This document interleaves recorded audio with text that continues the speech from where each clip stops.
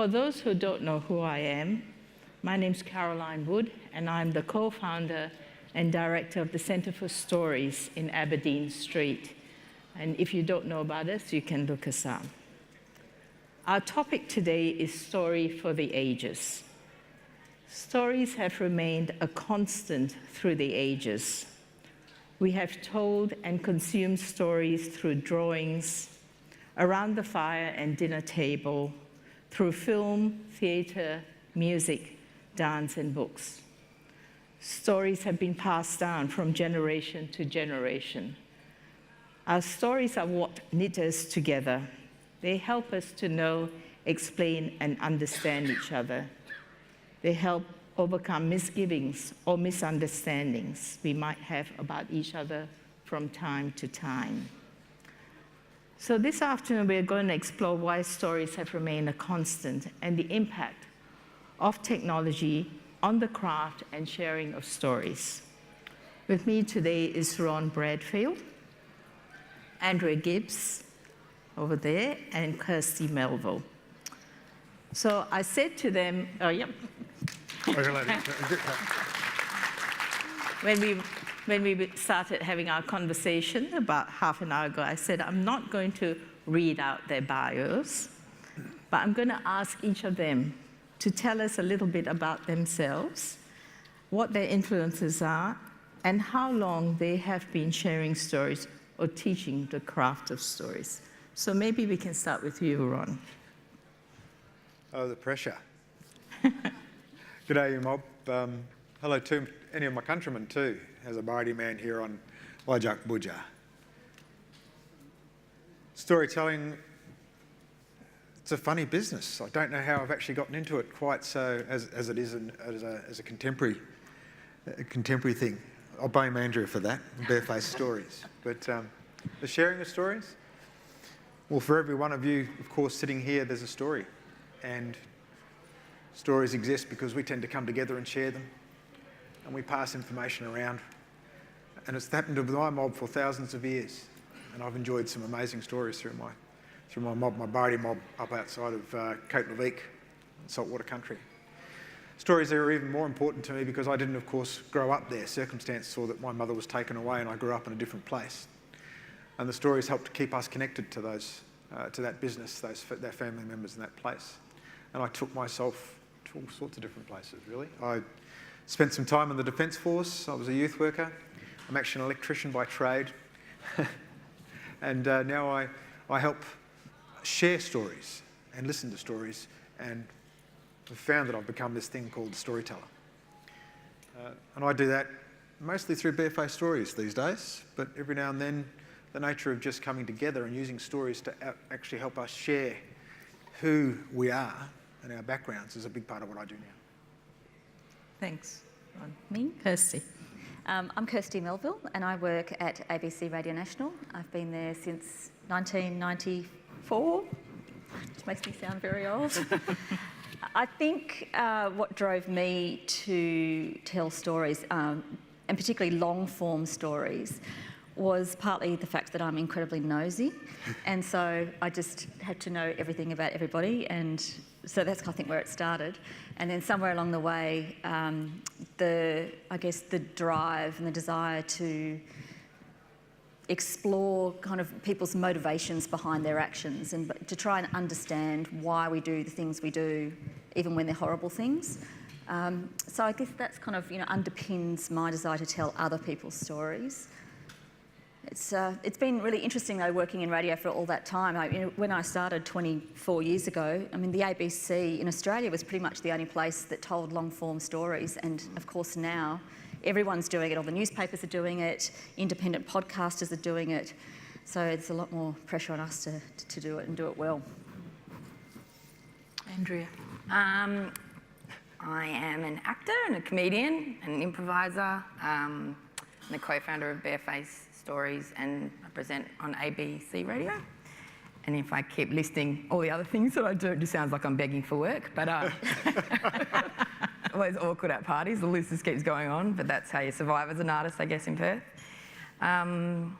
Storytelling for me, I guess, came through drama and theatre And then with stand-up comedy, I wanted to tell longer stories in my sets, and so that's where the long-form live storytelling element came into my work. And yeah, I just got sick of hearing my own stories, and so invited other people up on stage to listen to their stories as well. So, yeah. Did it well? And have you discovered some pretty amazing stories on stage, and have you trained? Yeah, for sure. Can you share maybe one briefly? The one, I mean, we're in our 8th year at Barefaced Stories now, and we record every show, and so we've got like over 500 West Australian stories that we've captured, which is awesome. But I suppose like there was one point, we're about 2 years in, and I had this kind of realisation of like, oh, we're doing something special here, when my dad came up from Donnybrook. I grew up down south, and Dad's a really funny kind of guy. He's like this country dude who I've seen him get up at weddings and tell an impromptu story and have everyone like rolling in the aisles. And so when he came to Barefaced, he was like, I'd like to tell a story. And I thought, oh, Dad's going to get up there and embarrass me. He's going to be a total knob and try to make people laugh and not kind of be as honest and tell a personal story as other people do. But he really surprised me. Ended up getting up on stage and telling a really heartbreaking story about how his father, my granddad, was an alcoholic, and put his family and his mother through a huge amount of trauma.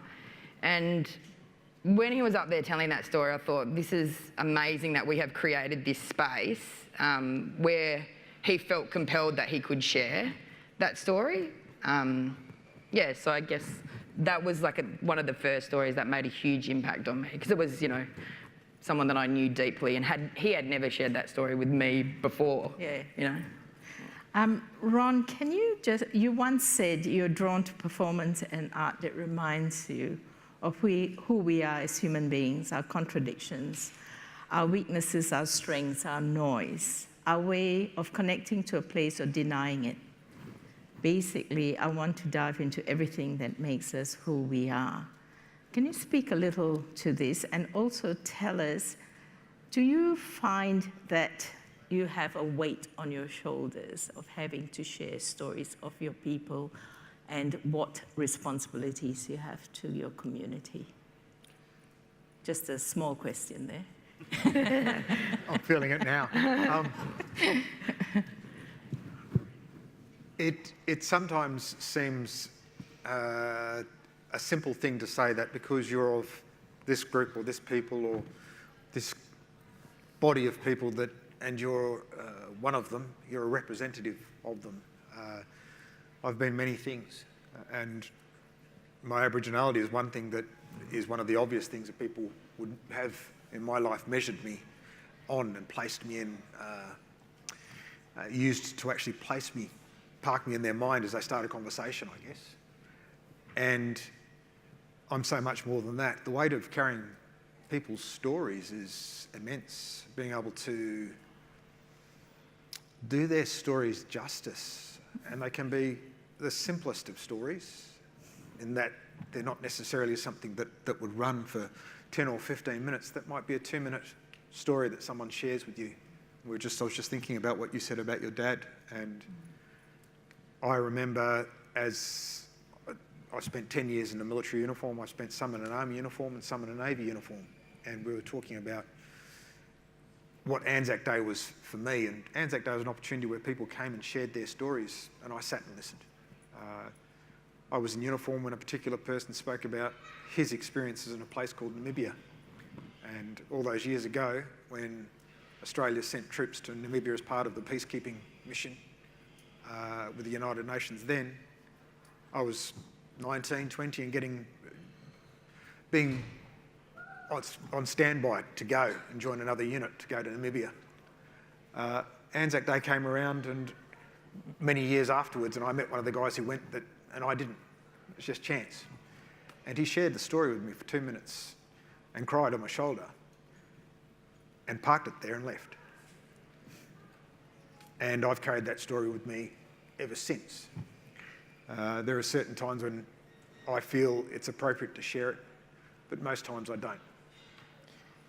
making good decisions about stories and how they leave me, I guess, after they've been shared with me and they go on to others, is, I think, probably one of the most critical parts of who we are as storytellers, and well, just the sharer of storytellers, what connects us.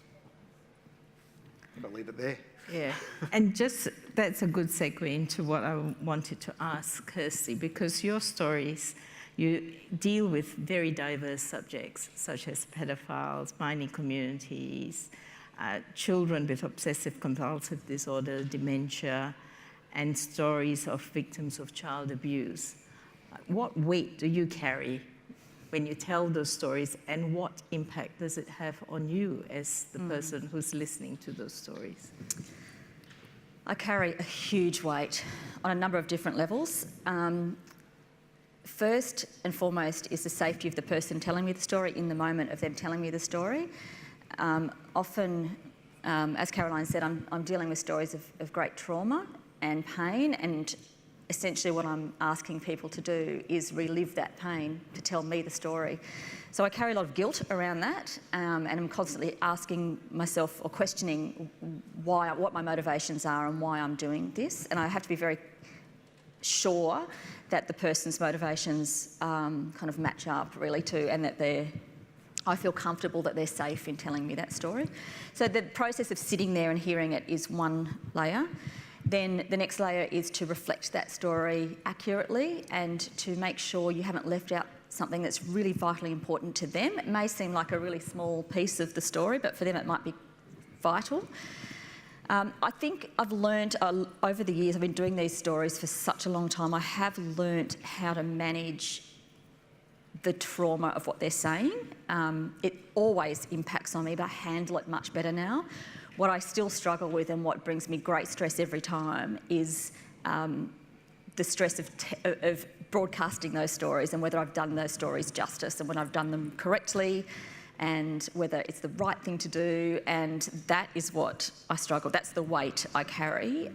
It used to be the trauma, and sometimes it still is, because you sit down and someone tells you a story and that's painful, and then I've got to sit with it for 3 or 4 weeks and edit it and listen to those stories every day and listen and listen and listen. And there's layers of trauma associated with that as well. But then, bearing that responsibility for what might happen to that person once that story is broadcast and goes public. Are they going to be criticised? Are they going to cop a wave of abuse on social media for what they've said? I mean, that's a massive responsibility, because I'm the one that's making their story public. The stories I've done with, child sex offenders and, men who've accessed child pornography online. My reason for doing those stories is to try and understand motivation, so we can better understand how to help people who do those things and protect children.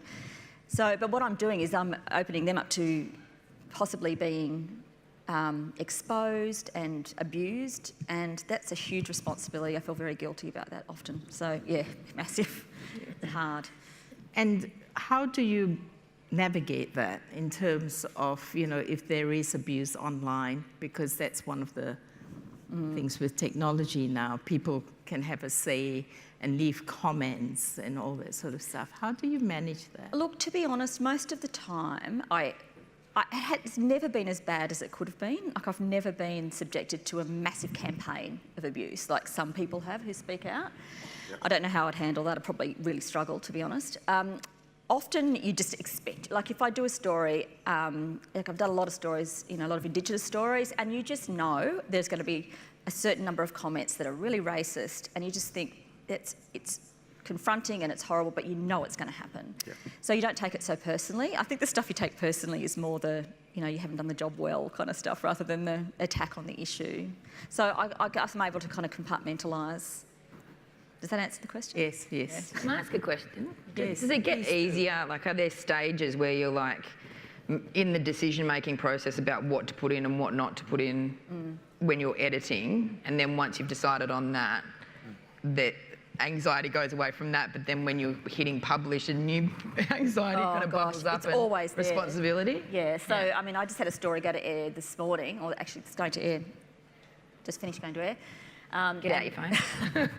And an article about the history of Sister Kate's home for Aboriginal children here in Perth, set up during the A.O. Neville years. And, you know, you can't tell a whole story in 28 minutes. There's things you're going to be leaving out. And I angst as much about what I've left out as what I've put in often. And I feel like often I'm going to get the criticism is going to be as much attached to what I've left out as what I've left in. It's just stressful. Yeah. It's always stressful.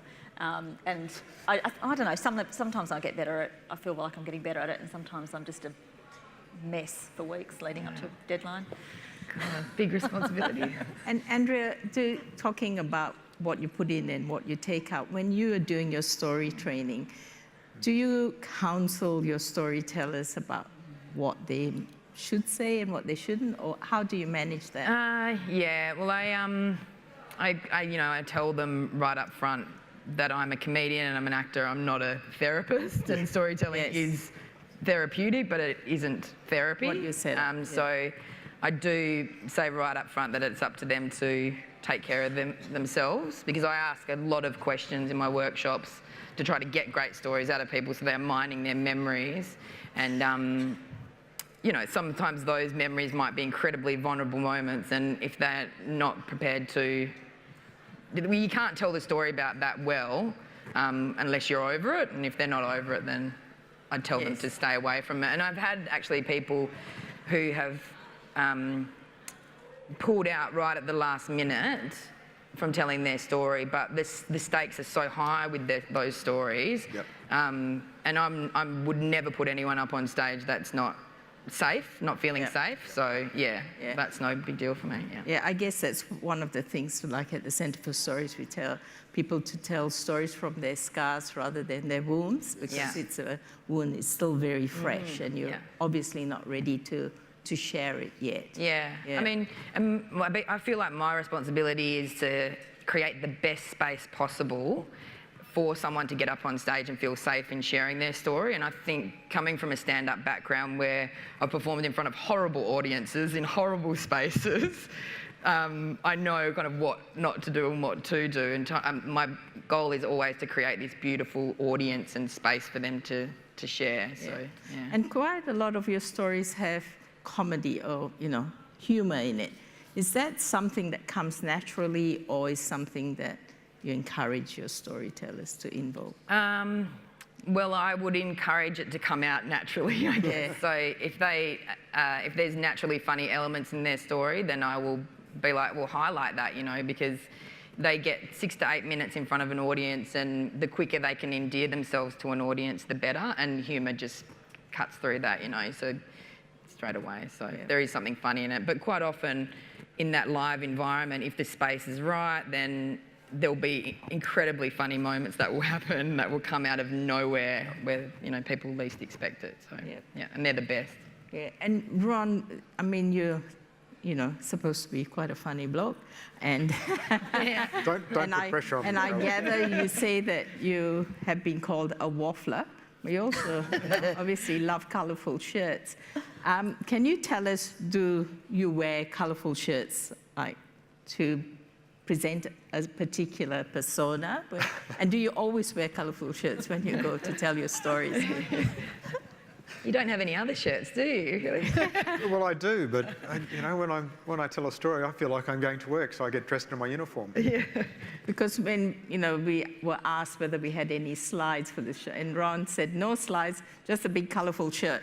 So I left the military, and I guess I discovered at a very young age how to disappear from view from people as a young Aboriginal boy growing up in the place that I grew up in, and how quickly I could do that. And even within these shirts, it's amazing how quickly you can actually disappear from view if people don't consider you a threat or something to focus on. And what happened when I left the Defence Force is I wasn't going to go back on the tools and work as an electrician. I actually started working with young people on the streets. And I started as a youth worker, and I was especially chasing kids and putting kids' bottoms back on seats in school. And the education department would have me go out in a government car and dress up with a button-up shirt and want me to wear a suit. And of course, doors wouldn't open and kids would run a mile.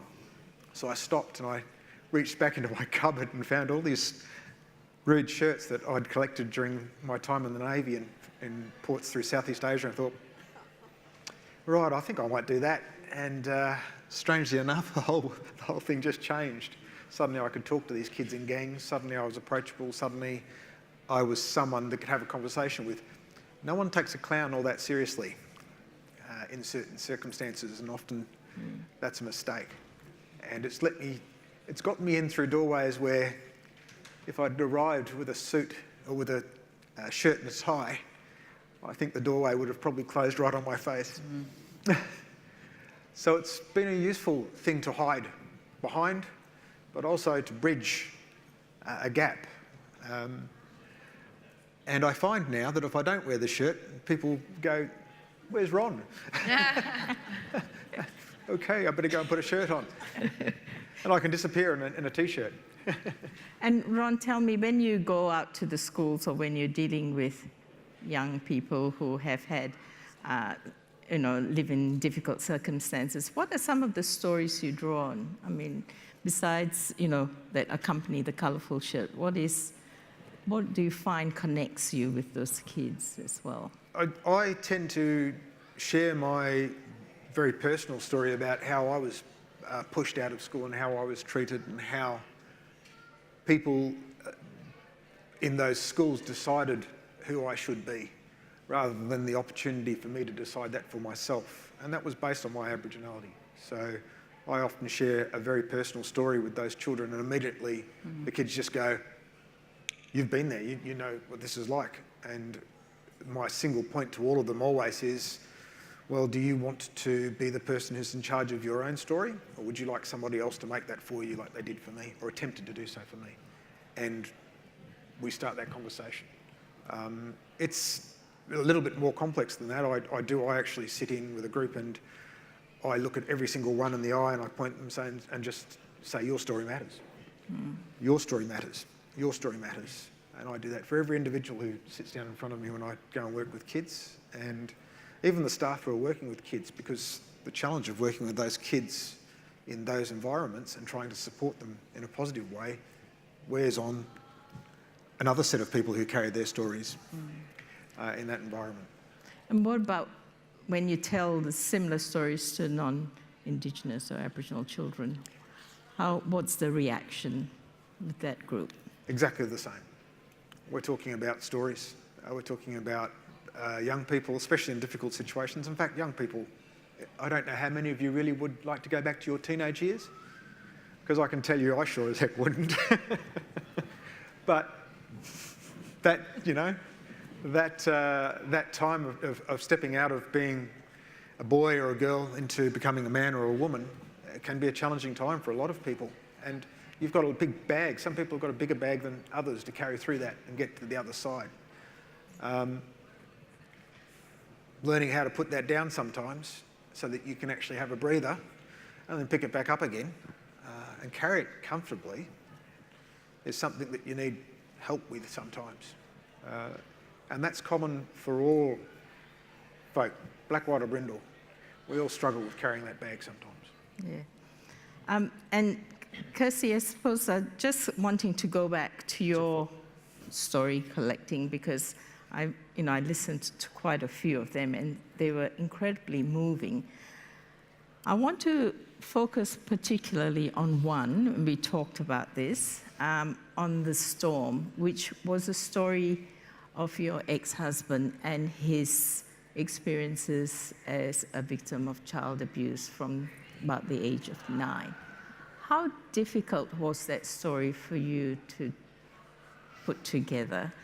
And, what was the process in terms of the intimacy of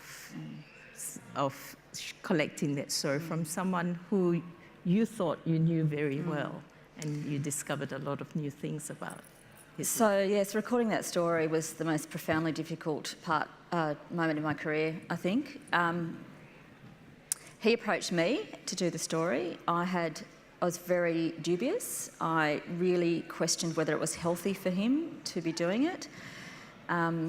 but and I sat on it for about 6 to 8 months, checking in with him regularly and talking to my editors and really thinking through how we could do this safely for him. The process of recording it was me spending 6 days with him on his remote property in New South Wales with no electricity and no phone signal, no running water. And we were together 24/7, and it was incredibly difficult. Yeah. He's very damaged, he's very unwell. I felt a huge amount of responsibility for his emotional and physical well-being. At one point, he started self-harming, and I mean, you can just imagine, it was just, at that point, it just became a really human moment. I'm sort of in the middle of nowhere. I'm not a trained therapist. I was questioning what I was doing. So yeah, it was incredibly difficult. And then, of course, having to come back with all of this knowledge. Now, on top of all of the intellectual wrangling I was doing with that material and the emotional wrangling, there was also a really personal thing happening for me, which was that I was learning a lot of stuff about someone I'd known very intimately that I'd never known. And so I had a lot of guilt about what I hadn't known and how I had managed that relationship at the time. So I was kind of processing stuff just on a personal level as well as professional one. And on top of that, we have a son. And so he was, I think he was about 17 at the time that this was all unfolding. And so I was obviously concerned about the impact of all this information on him. The abuse was quite horrific. So then it was coming back and working and editing all of that audio for weeks and weeks and weeks. And there was actually a lot of material I left out. It was too damaging. It was too horrific. And then also, there's also the weighing up of the personal and the professional. So, okay, so if I use that part of the story, it might alienate him to the audience, but is it an important part of the story? And because there was so much, I guess there was so many, the stakes were so high with this one, that I had to be very careful. It was very, very, very stressful. In fact, that's the closest I've coming to having a complete breakdown during the story. And I did have about a month off work afterwards talking to someone about it because I was so profoundly affected by it. It was hard. Yeah. But he felt the end product was that he felt very empowered by it. Because of his level of abuse, he's got so much self-loathing, and he thought that people would think he was ridiculous and not like him when it went to air. And so there was the most incredible outpouring of love and support for him, and so many people wanting to contribute money. We set up a crowdfunding campaign. People donated up to $25,000 we raised for him. And so that was really affirming for him, and it was a really important part of his healing. Yeah. So it was all good in the end, Yeah. but it was very difficult. And I guess that comes to the heart of why you tell some of your stories. It's to kind of get that sense of getting other people to feel empathy for someone who's been through that process. Yeah. I guess, we were talking before about why do these stories? Why tell these stories? Is it, there's that whole thing about we're just kind of engaging in grief porn here. But for me, what I wanted, he had his own reasons. For me, what I wanted to do was to, when we look around and we see people in our world who are damaged and who aren't maybe making very good decisions, or who are really struggling with life, who are just not coping, why is that? What's going on in their world? How can we kind of create or feel more empathy for these people? How can we better understand the impact and the ongoing impact of traumatic events, particularly something like child sexual abuse? That, there's a lot of people are so dismissive and impatient with people. This happened 40 years ago. Why? Just get over it, move on. But, when you see someone as damaged as this, and you hear them talk about it with the, in the vivid way they still speak of it, and you hear that raw emotion, you just can't help but feel empathy, and then that builds on greater understanding and I guess more tolerance So that was kind of, that's one of the reasons why we do these stories. It's the power of the story. That's the power of the story. Yeah. And there one more thing about that. The other thing was that at the time, that I was doing this story, it was right in the middle of the Royal Commission. And so there was a lot of stories in the media about abuse. And so how can we do this? How can we tell this story differently? Yep. So we decided that I would insert myself in the story, which was something I wasn't entirely comfortable with, and make it not just the story of his abuse, but the story of the impact of his abuse on our relationship. And so a lot of it was actually us having conversations for the very first time about why things didn't work and why he'd done certain things in the relationship and how I'd felt about that and why he'd done that. And so there was, and when I say there was a lot of kind of personal stuff going on, I was recording us unpacking all of that on radio. And I think that was what made it stand out. I think made it different to other stories. And, people getting that insight and hearing that level of engagement and personal unravelling is it was so deeply personal. Yeah, it's so personal. And people just, you have to make yourself incredibly vulnerable to do that. And that's frightening. Yeah. The story went on to win a prize, didn't it, in the US, or you presented it at it won a few in Australia. Yeah. Human Rights Awards. If you haven't heard it, I do recommend it. And you have to brace yourself to listen to it because it has some very disturbing information in it, but it will give you a sense of the fact, like what Kirsti was saying, that the trauma just lives on, and you can't help but feel empathetic. And I just want to move on to both Ron and Andrea in terms of what responsibility you feel to your storytellers and to your listeners. So when you run your workshops, what are some of the responsibilities you have? Well, I just want to make sure that they're feeling confident and safe.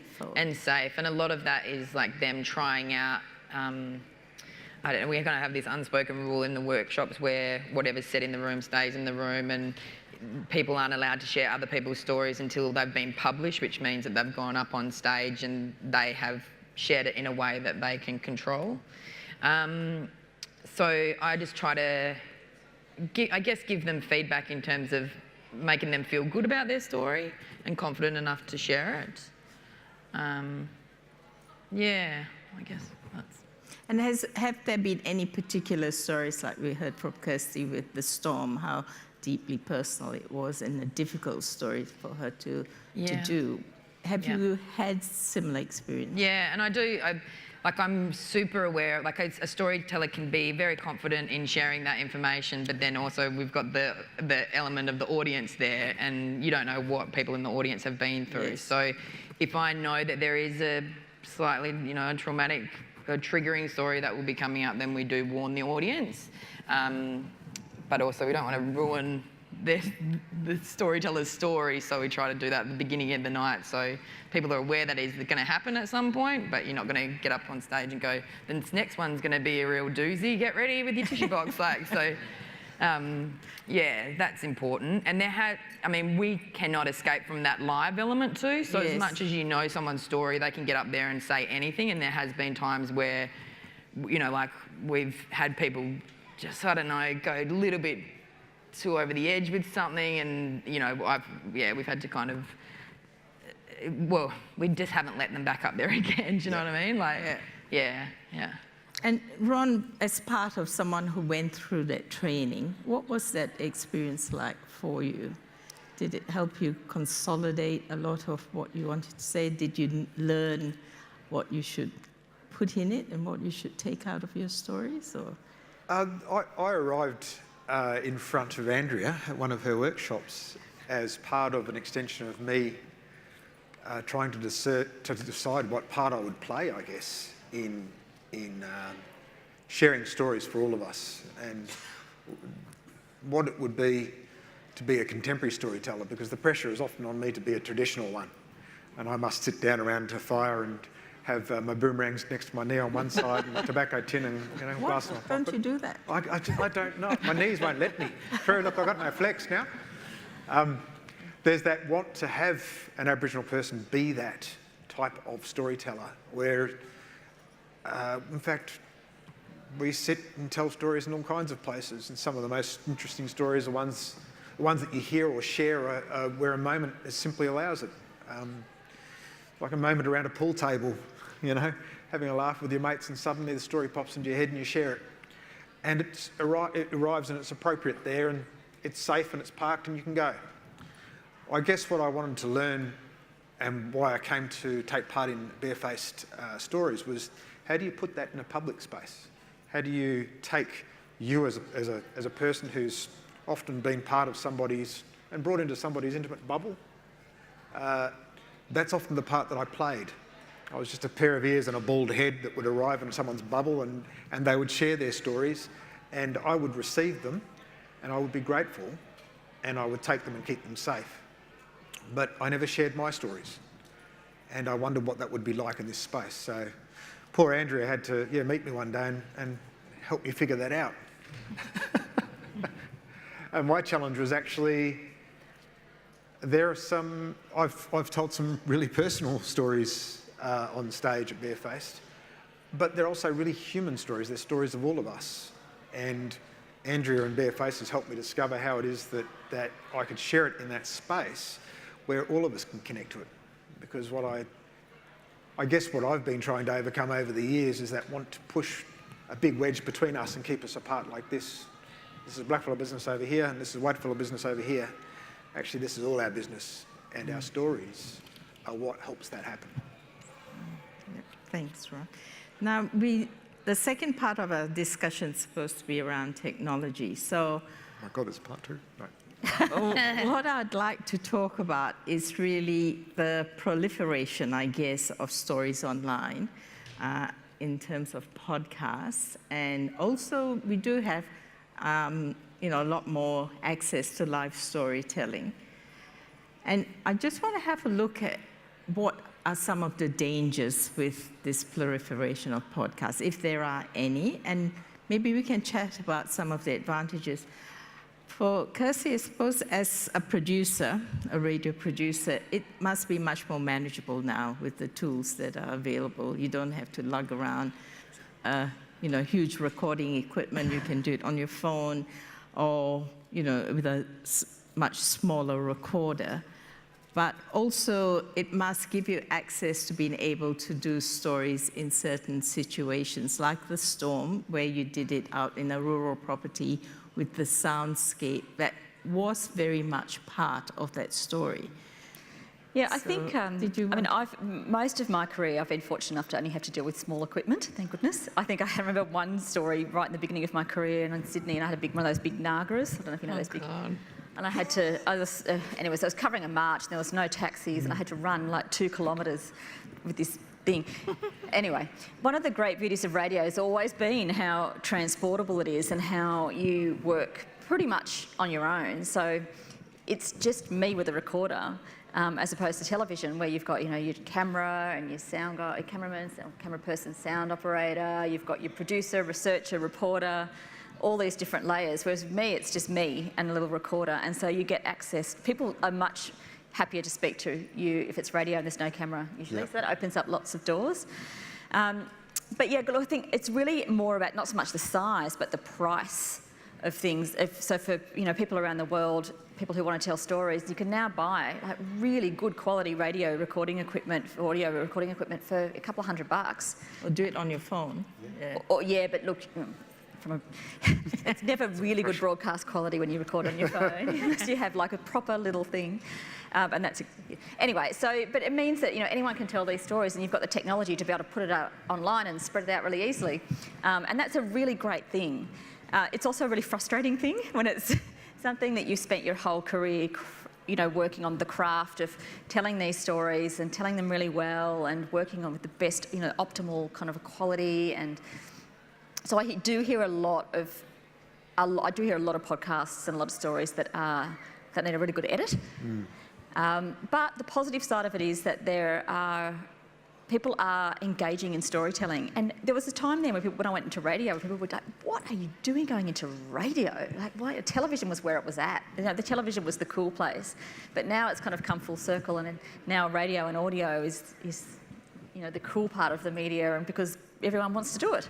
Yeah. Everyone's doing it. Yeah. But is there a danger, though? How do you kind of decide on the quality, and how, as a listener, do you choose the right podcast to listen to? Well, I find that really hard to say, because I'm always listening with the producer's ear. So what I might think an audience might want might be different to what an audience listens to. The podcasts that I listen to are actually really, really different to the kind of radio I produce, because that's work in my mind. So if I'm listening for pleasure or to relax or whatever, I don't want to be analysing it, or I want to be overthinking it. I just want to be kind of absorbing it. So I actually listen to a lot of podcasts that are just talk. Yeah. That are just two people, just talking through an issue, or, say, Chat 10 Looks 3. I don't know if anyone listens to that. Annabelle Crabb and Lee Sales podcast. So I really quite like that, because it's just so different to what I do. It's really hard for me to say what I think people might like. But, I don't know, there's a couple of, there's a lot of newspapers now making podcast series, and some of them have been amazing, and I just think, oh my goodness, how can I spend 20 years doing this and you can come along and just do it?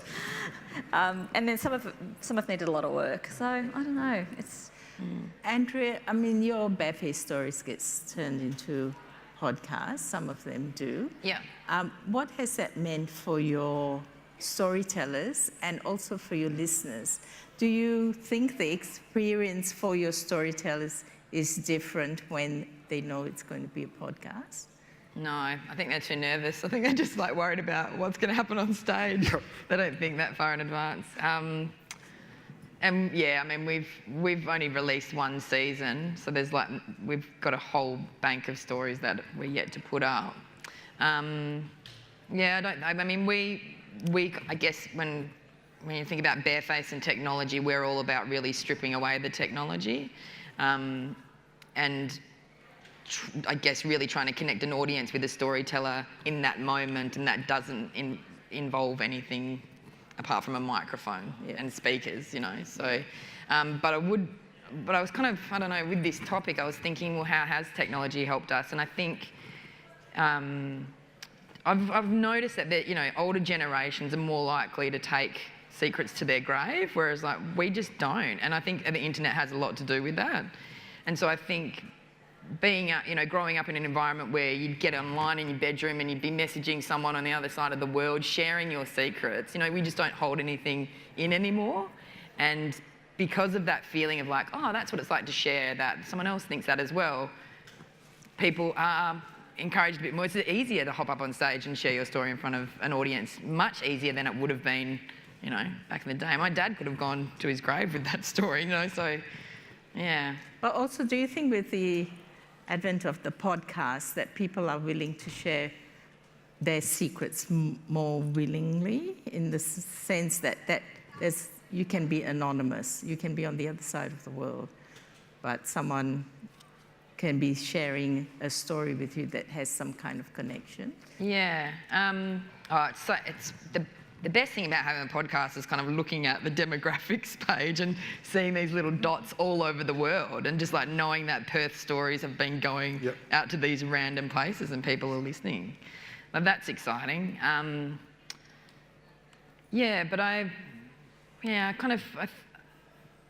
I think with any kind of storytelling that you do, whether it is in front of a live audience or whether you're crafting something on radio, you're just trying to use the best elements of narrative to get the listener or the audience to immerse themselves in the story and feel like they're living that story, so that you can move them and you can create that empathy. So whatever technology helps do that or not do that, then the elements of the storytelling has to be in there. It has to have the emotional arc and a strong narrative to engage with people, so the consumption of the story can be in multiple ways on multiple platforms. Can I just say something about the technology too? I think that one of the things that's so powerful about audio storytelling and podcasting is that we're often listening to them in a very private way, with our earphones in or our headphones on. And radio has always been known as kind of the most intimate kind of form of media, because people feel like that the presenter might be talking just to them, in their kitchen. But podcasting is kind of like that on steroids, because it's really it's just you often. And I don't know how other people listen, but I listen often at night time, in bed, in the dark, and it just creates such a kind of private, powerful space to be hearing and receiving personal stories. I think it just changes the way we listen and the way we engage. Mm-hmm. And Ron, that's something you mentioned as well, was the whole engagement with people from other countries, or First Nations people, and how you now have access to so many of their stories, and you're able to share those stories as well, and that has meant for you that you've been able to see some of the connections that technology has enabled.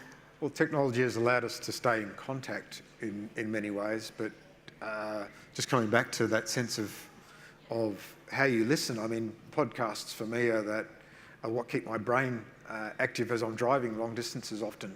I tend to cheat like that. And I've found that even my 10-year-old and 12-year-old son, actually, they'll listen to music for a little while, but actually what they want to hear is people's stories. My 12-year-old especially wants to hear the real stories. He wants to hear the stories of people living where they are, going through their experiences, carrying a bit of this, carrying a bit of that. These are important things for him. So technology has allowed for well, not only for us to share a moment as father and son and then talk about that story afterwards, but for him to feel like technology allows that opportunity to happen, I guess. For us as First Nations peoples, you certainly see across the world now more of that challenge against what people believe the stereotype is. Technology, I guess, in some ways, for many First Nation people, the challenge has been what the Aboriginal art market was for Aboriginal peoples across, let's say, Australia, and what art centres or that wider commercial art market presented Aboriginal art as looking like this, and being a particular type of art that represented this is what real Aboriginal people do. Dot painting. Dot paintings, or as it's shifted and become much more of a commodity, this is what's churned out by art centres, and this is what represents Aboriginal people. I guess some people have also taken that into the sphere of podcasting or storytelling. Just an extension of that, and other people could tell a story. It's good to see now that First Nations people are actually taking back their voice and are saying, well, actually, no, this is how we share our yarns, and this is how we talk about stuff, and these are the conversations that we have, and surprise, surprise, they're no different to everybody else. The opportunity exists to sift. I think that's the hardest thing, isn't it? Trying to find an authentic story or authentic podcast that's doing justice to that story, carrying it and presenting it well to others. I think that's the thing that frustrates me with sometimes appearing or coming across some podcasts that people have done themselves, is that what I often get accused about is I just stand up on stage to hear my own voice. And perhaps some people make podcasts for that purpose, rather than share stories and actually extend humanity through our stories to each other and reconnect us all again, which is what I think the real power of that is. Yes. There's also this big, growth in true crime. That's kind of, everyone is doing true crime. And sometimes I just think, gosh, it's just, why? Why are you telling this story? Is it, so many of them I think are quite exploitative. And it's one thing, say, you do something like Bowerville, which has got like a broader social justice story attached to it. It's not just the story of the murder of, some children. There are broader issues there, as opposed to just, the kind of voyeuristic, exploitative nature of it. But I guess that's the kind of navigation, the sifting through the stories that you as a listener have to do, and sometimes that's kind of quite difficult. So I'd like to now touch on the whole thing with intellectual property and copyright. Now with the internet and sharing stories online, how do you actually try and manage that for your storytellers or your own stories? Because once it's out there, right? Is that an issue that you feel? I would always, if anyone wanted to pull their story from our podcast, then I would take it down, but that doesn't mean that, you know, It's already gone. their initial permission, it could be out there downloaded on anyone's device. So yeah, I think just our storytellers have to be aware of that when they say yes to it. Yeah. Yeah. And when they sign up to participate in a workshop or in an event, do you get them to sign a form, that a release? No, it's Pinky's promise. Probably should, shouldn't I? Yeah. Grassroots, gee whiz. Put you on the spot there, Sean, sorry. No, I will.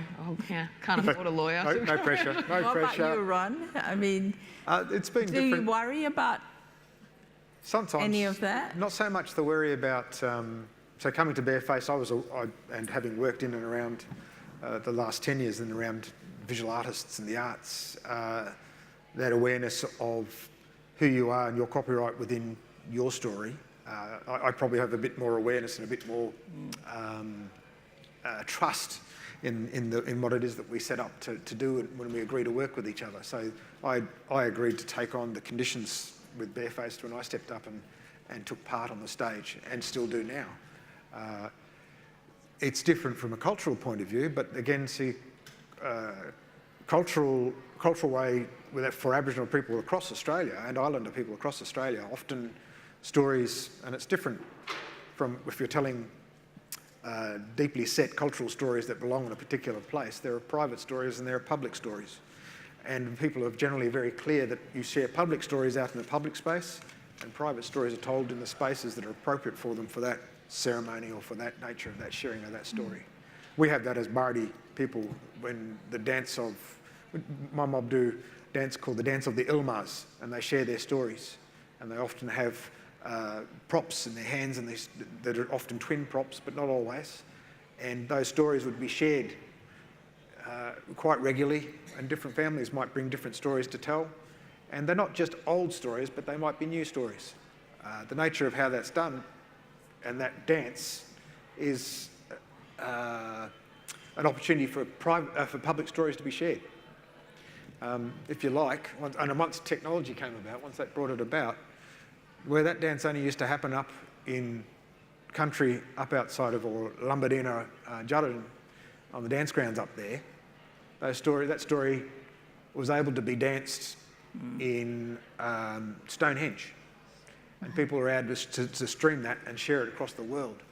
Technology actually, and the ability then to be able to take First Nation stories and place First Nation stories amongst other First Nations people and share and dance on country and remind people and revitalise that sense of your connection. Technology was able to do that.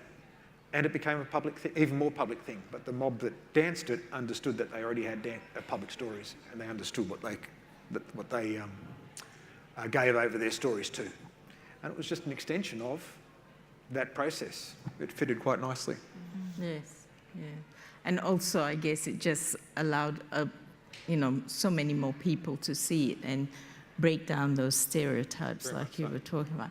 Kirsti, the ABC must have some pretty strong guidelines around we don't get copyright. to sign things either, so I don't feel too bad. No, I think just it's a stepped through fairly that door. clear. You're right here now. It's a fairly clear transaction. People know. Obviously, you always present yourself as working for the ABC. You've got a recorder that you're pulling out. I always get people to introduce themselves and name themselves. It's just a clear transaction. People know they're talking to the ABC. The microphone's there. They know they're being recorded. I've never, ever, ever had anyone ask for a story to be taken down. So, yeah, just touch wood. Is there any? We've just got a few more minutes before I open up to questions. Can I maybe get each of you to just sum up, maybe in a couple of lines, why do you keep doing what you do? What is it that motivates you to keep telling stories or to keep sharing them? Andrea? Well, there's always new ones.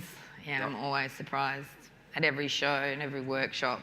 I'm exhausted by the end of the night from being engaged in so many people's stories, and they're all so different. So, Yeah, and I also see how it helps people as well, gives people a certain confidence. And being a performer, I know how much fun it is to be up on stage and what I get out of it. And I want to share that with other people because it's a really cool space. And like the best thing about Bareface is that anyone can do it. It's better than that you're not a performer. Yeah, so I just want people to experience that. Yes. So many reasons. I think the main one is that there's always things that need to be talked about that no one wants to talk about. So I guess I get a great satisfaction from that. I find it incredibly rewarding illuminating a subject or a topic that people don't really know about. I did a story last year about the history of the Aboriginal prison at Rottnest Island, and it's something that, you know, I'm not from Perth, but even my Perth friends, they kind of vaguely, they knew about it, they knew that, but they had no idea of how traumatic that history is and the detail of that history. And you don't find these, you don't hear this in the classroom, you don't read this in our history books. So I guess uncovering those kind of stories, and then also just seeing the satisfaction the people I interview get from having their stories told and recognised and valued and understood, and having been heard. I think that's incredibly rewarding. Yeah, and I guess we underestimate sometimes the impact of on the storyteller of sharing that story. Yeah, yes. We're so busy listening that we don't flip it and think, what would it have meant for that person to be sharing that story? Yeah. Yeah. Ron? I think very much like what Andrea was saying, it is that all of us here, from all ranges of ages, have a story, and they matter. And I like to actually find out what it is when it pops out and experience that moment when a person actually goes, I do matter. That's a special kind of thing, and we don't often have that opportunity to actually step back into ourselves and do that, and being able to help that happen is something that I get a lot of enjoyment out of, I guess. Having had the experience to learn that my story matters to myself was an incredibly powerful thing for me. Actually letting others come to that realisation, I don't think we take enough time out for ourselves at all to really stop and consider who we are and the importance of our own stories in our space. And you can have the smallest of platforms to do it, or you can cheat like we do sometimes and get on stage. Thank you. Can I please open it up to questions? Does anyone have a question? And keep it as a question, please, rather than a comment. Yes? Is there mics around, or? Anyone called Mike in the audience? No? Just shout it out. Shout it? Oh, there's a microphone back here, I think. Just over here. You want to put your hand up? Hey, okay, my question is a little bit about sort of style in podcasting and radio. So I guess people are kind of familiar with This American Life and that approach to storytelling. And then I guess there's this more sort of like BBC kind of style to documentaries. Nailed it. My question is there a distinctive Australian approach to podcasting or radio stories? Oh, can I speak to that? Yeah. Please. Look, I think Australia has traditionally always followed the more European model of not inserting yourself in the story, of letting people tell their own story. So many of my documentaries in the early days, for years and years, were script-free, pretty much. I'd get everyone to introduce themselves so they knew who they were, and that was just that. And then, you know, all of a sudden, you've got this American style completely infiltrating, and it's been really difficult for us to kind of think, okay, well, actually, there's some really good things about that kind of storytelling. What are the good things and what are the really annoying things? Because there's lots of those as well. But there's been a lot of pressure on us actually at work to adapt to that kind of storytelling because it's popular. Yes. And so, yeah, there's been kind of, I guess, a bit of a struggle internally within ourselves and within the organisation at the ABC about the best way of, stylistically, of telling stories. So I think there is a lot more now, you would have noticed probably on Australian radio too, a lot more insertion of self, of the reporter, either telling their own story or speaking a lot more, interpreting the story a lot more. And when it's done well, that's fantastic. And when it's not, it's just, I don't know. Yeah. And they're testing out a lot of things at the moment, aren't they, at ABC? Yeah. In terms of their podcasting and stuff. So some things are hitting, other things Are not, aren't, yeah. you know. I do Still find trying to look for our voice, I think. I think when I listen to things like Radio Lab, which I think is super, who listens? Does anyone know who that is? What that is?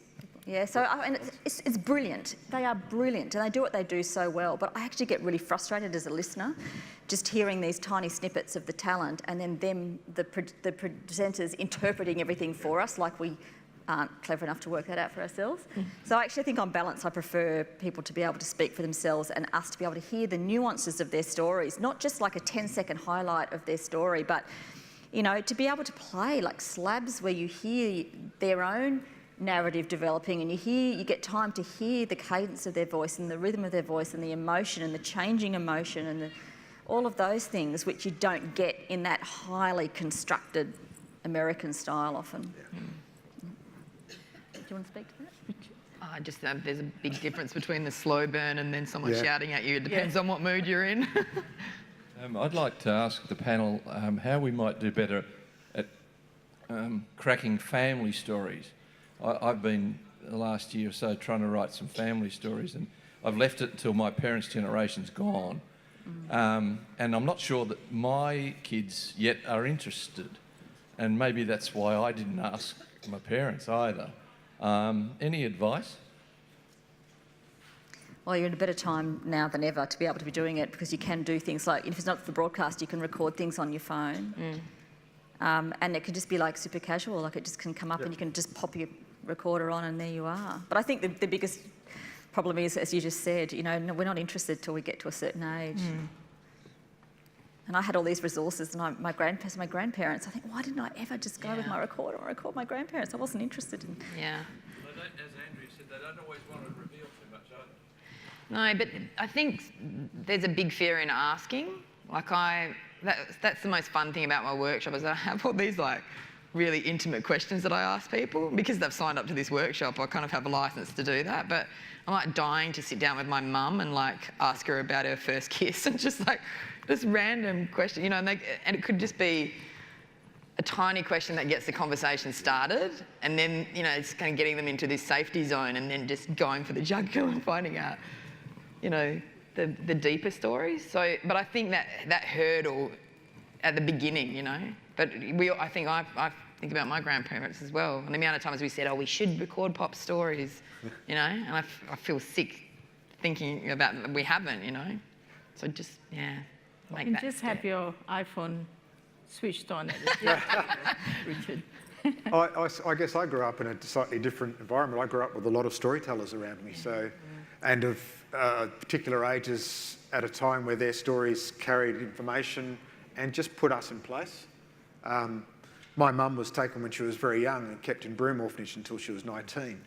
And having stories revolve in our circle as we were growing up that actually helped my mother reconnect back to her mob, but also reminded us that we were part of that. And so that was always spinning around us. We were lucky in that regard. So many of other Aboriginal people in similar circumstance weren't so lucky, had to go back and find their own stories. And that's something that's impacting. We're finding more and more now, a whole range of different people who've come here now and call this place home, who are actually looking back and finding the gaps in their stories.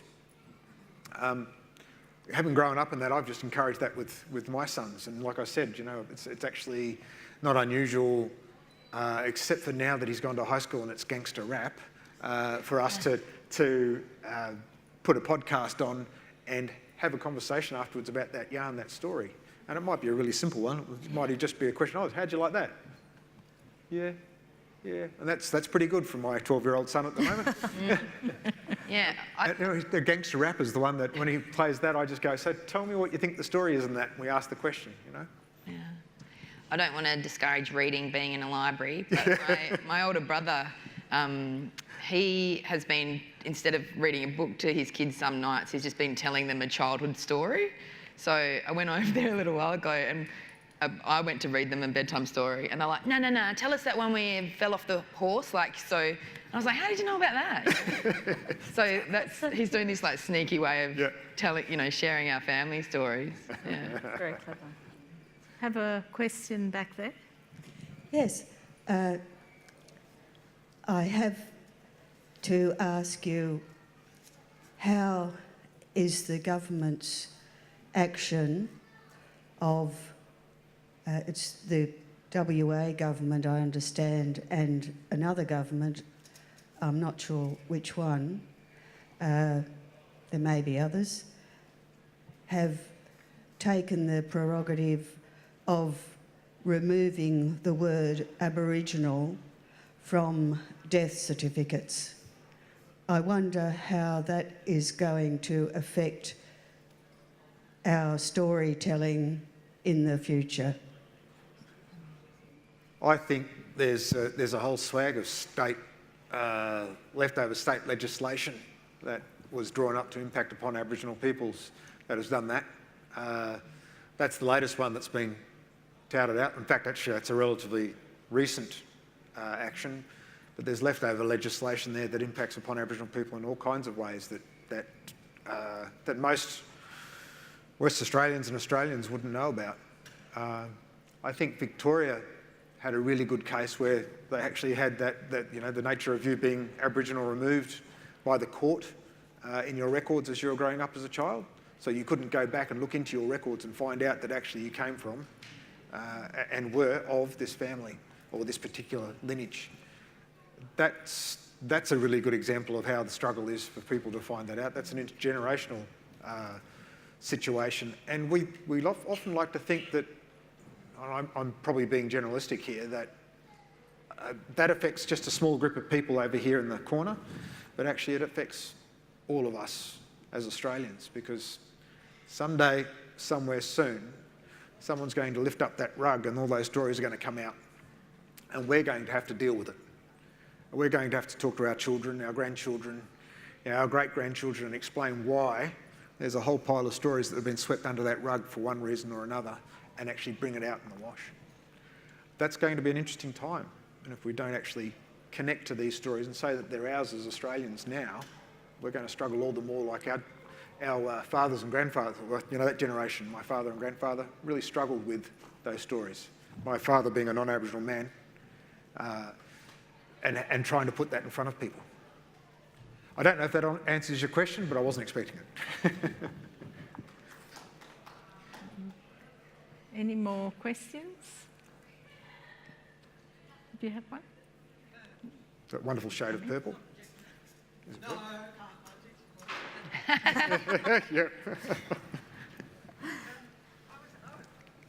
Is it on? All right? Yeah. Yeah.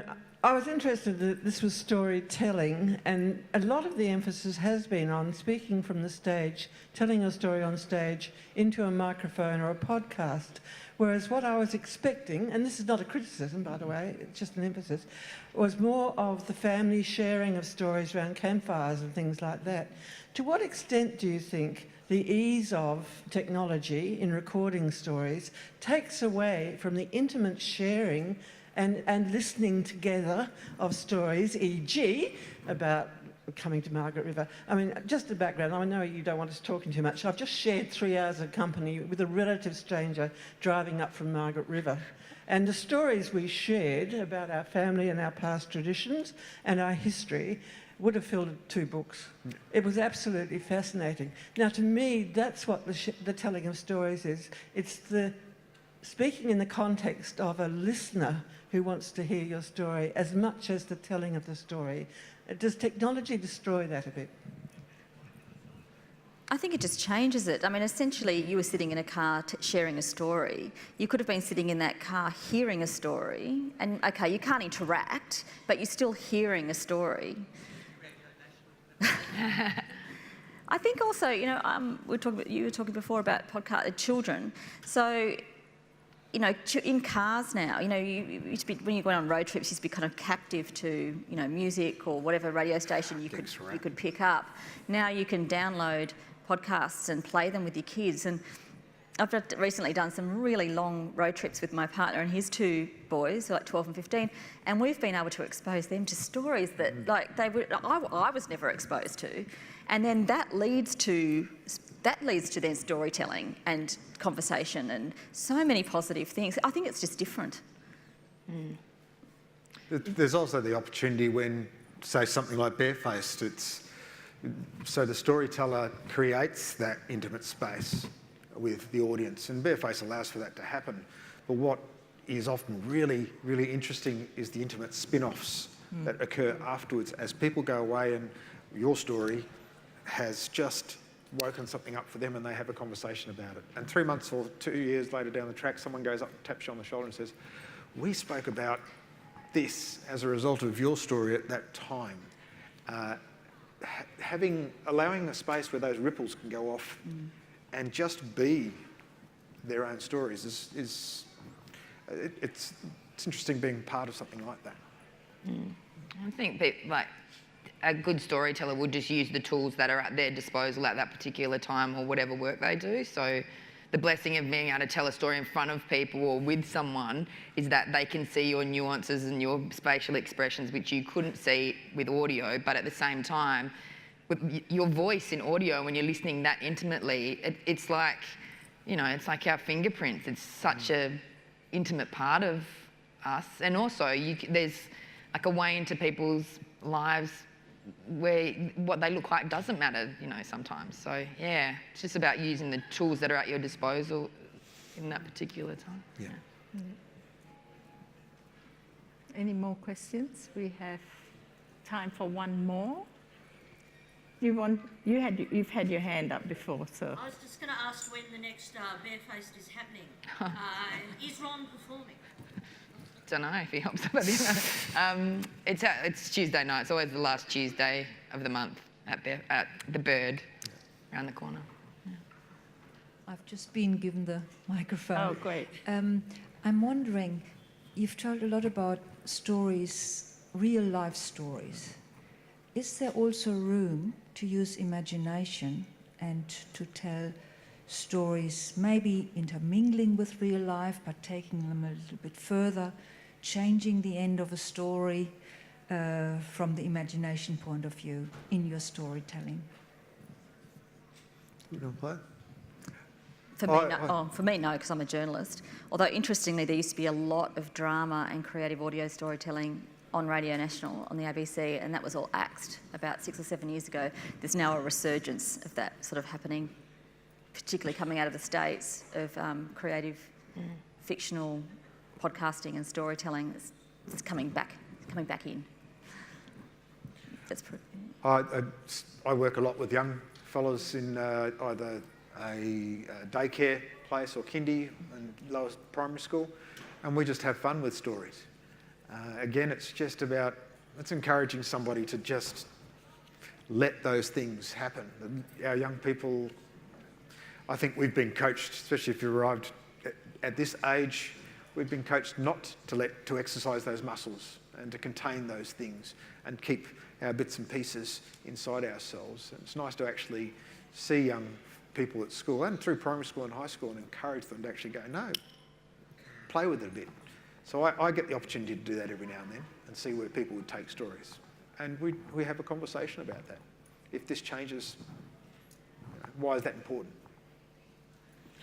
All right. I'd like to ask you all to join me, please, in thanking the panel, Andrea Gibbs, Kirsti, Melville, and Bradfield.